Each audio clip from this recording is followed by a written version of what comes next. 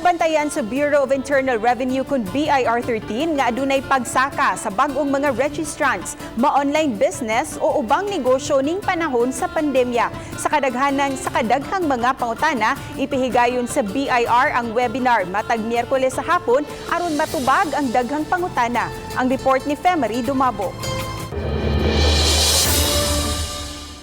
Bisa na kay CQ pa, Marso hangtod Hulyo adunay dulaan sa 50 ka mga registrants ang BIR dinhi sa Subo.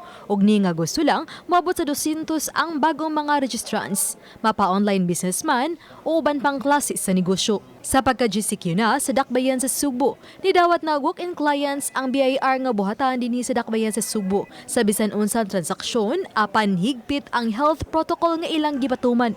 Tungod sa daghang pangutana, o garon kalikayan ang panagtapok. Tubagon sa BIR ang mga pangutana pinaagi sa webinar matag Miyerkules, alas 2 sa hapon. Ug ang link makita diha silang social media account. Including online sellers, mga kapiya, mga kamay, apila sa dito, o katong gusto nga ma-refresh ang ilahang mga basic tax knowledge, we're inviting them to join our webinars. Usa sa mga pangutana nga nadawat sa BIR ang kabahin sa extended deadlines. The defined extended due dates under Section 2 of RR 11-2020 shall remain in effect regardless of any extension or modification of quarantine. Bukas ang webinar dili lang sa mga Sugboanon apan sa mga magbubuhis nga buot makisayod nga libre lang. Uban ni Cleofer Lumayag, ako si Femery Dumabok. Balitang Bisdak.